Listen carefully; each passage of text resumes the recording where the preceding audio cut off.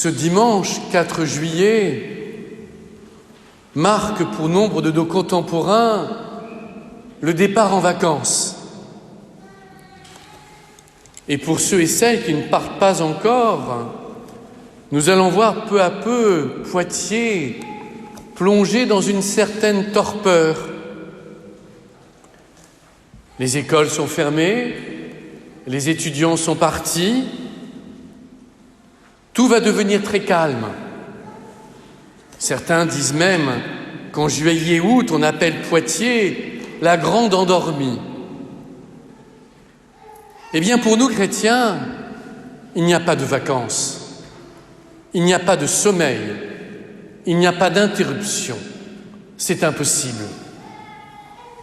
Et aujourd'hui, les lectures du jour nous le rappellent à travers un mot qui est le fil directeur du livre d'Ézéchiel, du texte de Paul ou de l'Évangile. Le mot prophète. Ce mot prophète nous renvoie presque inconsciemment aux temps anciens, lorsqu'il y avait des prophètes. Eh bien non. Plus que jamais, ce mot est d'une actualité incroyable. Et aujourd'hui, dans cette église, je ne vois que des prophètes. En effet, souvenez-vous, par le baptême, chacun d'entre nous a été fait prêtre, prophète et roi. Ce n'est pas une clause de style, une belle phrase dans une liturgie. C'est une réalité à laquelle nous sommes appelés. Prophète. Mais qu'est-ce qu'un prophète ? Un prophète, c'est quelqu'un qui annonce à temps et à contre-temps la parole de Dieu. Un prophète, c'est quelqu'un qui est brûlé de l'intérieur, car la foi est une brûlure. Un prophète, c'est celle qui devient transparent à la parole de Dieu, comme ces vitraux qui laissent passer la lumière. Chacun d'entre nous, là où il est, dans le monde du travail, en tant qu'étudiant, avec nos voisins, dans nos associations, dans nos communautés, avons à devenir ces lumières qui sont là pour annoncer. Et plus que jamais, notre monde a besoin de prophètes. Alors ce mot peut faire peur, comme le mot saint fait souvent peur. On a l'impression que lorsqu'on demande la sainteté, une série de catastrophes va arriver. De même pour le prophète. Malheureusement, je dois reconnaître que c'est un peu vrai. À travers toute l'histoire, qu'il s'agisse de l'histoire biblique, jusqu'au Christ ou après, tous ceux et celles qui ont été prophètes ont vu leurs paroles souvent étouffées, n'ont pas été reconnus de leur vivant. Et c'est uniquement après leur mort qu'on a reconnu qu'ils avaient raison. C'est là le mystère du mal. Et nous savons bien malheureusement que le prince de ce monde, c'est le mal pour l'instant. Mais nous ne devons pas avoir peur. Parce que comme nous le dit Paul, eh bien, c'est dans notre faiblesse que se déploie la force de Dieu. Un prophète, c'est celui qui est guidé par la foi. Et le Christ, dans l'Évangile, s'étonne du manque de foi de ses interlocuteurs. Et comme il n'a pas la foi, il ne peut faire aucun miracle. Car le miracle n'est pas quelque chose de magique.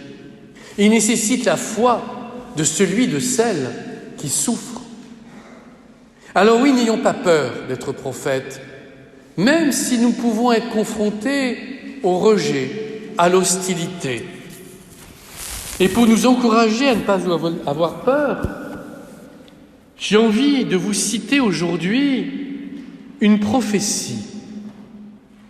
Une prophétie proclamée il n'y a pas des siècles, en 1969, sur une radio en Allemagne. Le prophète qui va parler, vous le connaissez. À l'époque, on l'appelait le cardinal Ratzinger, qui est devenu le pape Benoît XVI. Et en 69, celui-ci proclama ce qui à mes yeux une prophétie. La voici. Je pense, non, je suis sûr, que le futur de l'Église viendra de personnes profondément ancrées dans la foi, qui en vivent pleinement et purement. Il ne viendra pas de ceux qui s'accommodent sans réfléchir du temps qui passe, ou de ceux qui ne font que critiquer en partant du principe qu'eux-mêmes sont des jalons infaillibles. Il ne viendra pas non plus de ceux qui empruntent la voie de la facilité, qui cherchent à échapper à la passion de la foi, considérant comme faux, obsolète, tyrannique ou légaliste tout ce qui est un peu exigeant, qui blesse ou qui demande des sacrifices. Formulons, nous dit le pape, cela de manière plus positive. Le futur de l'Église, encore une fois, sera comme toujours remodelé par des saints, c'est-à-dire par des hommes, des femmes, dont les esprits cherchent à aller au-delà des simples slogans à la mode, qui ont une vision plus large que les autres, du fait de leur vie, qui englobe une réalité plus large. Pour moi, il est certain que l'Église va devoir affronter des périodes difficiles. 69. La véritable crise vient à peine de commencer. Il faudra s'attendre à de grands bouleversements. Et plus tard, récemment, le pape émérite Benoît XVI a dit que la crise que traverse l'Église aujourd'hui n'est pas une crise d'organisation, de fonctionnement. Arrêtons de parler du pouvoir des uns et des autres, du pouvoir des prêtres, du pouvoir des laïcs, opposant les uns aux les autres. La question n'est pas là, nous dit le pape émérite. La crise que nous traversons est une crise de foi, la foi en Jésus-Christ, la brûlure dont je vous parlais. Dans l'Apocalypse, il y a une parole que j'aime mais qui est assez terrible. Dieu vomit les tièdes. Nous sommes appelés à être des êtres brûlants. Le futur pape continue. Mais je suis tout aussi certain de ce qui va rester à la fin. Une église non du culte politique, car celle-ci est déjà morte, mais une église de la foi. Il est fort possible qu'elle n'ait plus le pouvoir dominant qu'elle avait jusqu'à maintenant, mais elle va vivre un renouveau et redevenir la maison des hommes, où ils trouveront la vie et l'espoir en la vie éternelle. Cette phrase du pape émérite est à mes yeux capitale. Dans le monde aujourd'hui, il y a des déclinologues, des défaitistes, qui ne cessent de proclamer que tout va aller plus mal. Ceci n'est pas chrétien. Et la prophétie du pape Benoît XVI, au contraire, est orientée vers un renouveau.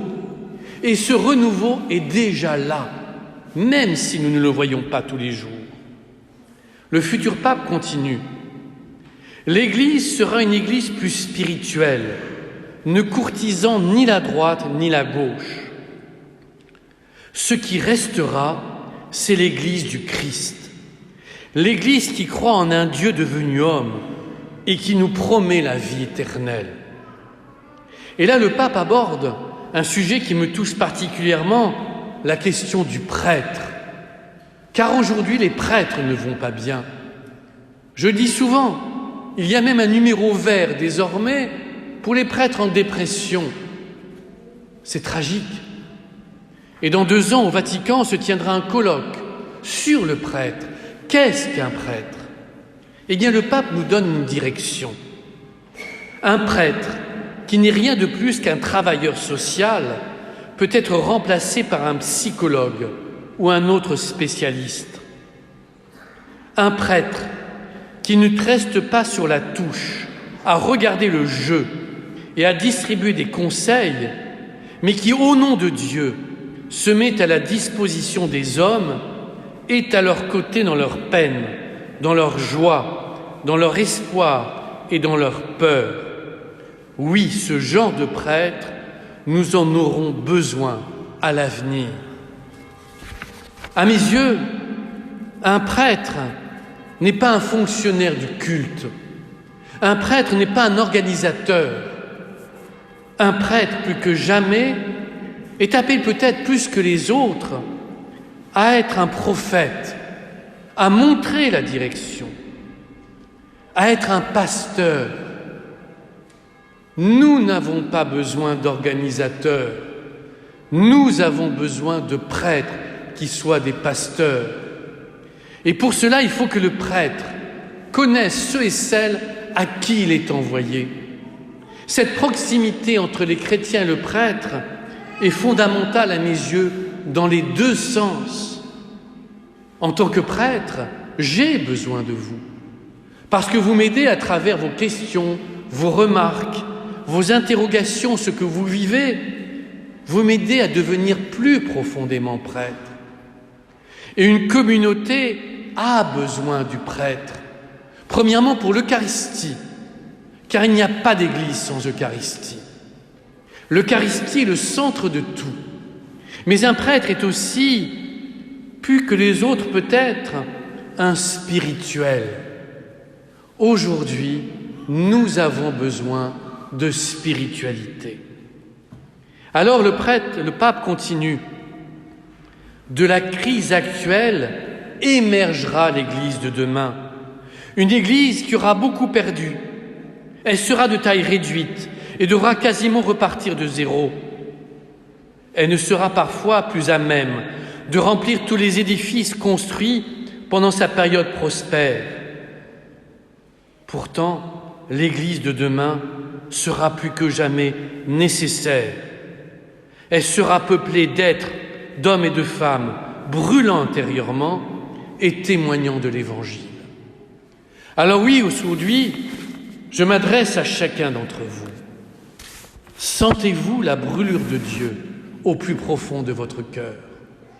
Est-ce que votre désir d'en témoigner par vos pensées, par vos paroles et par vos actes est présent à chaque instant? C'est à cette condition que nous serons des prophètes. Mais une question se pose. Désirons-nous être des prophètes? À chacun d'entre nous de répondre. Amen.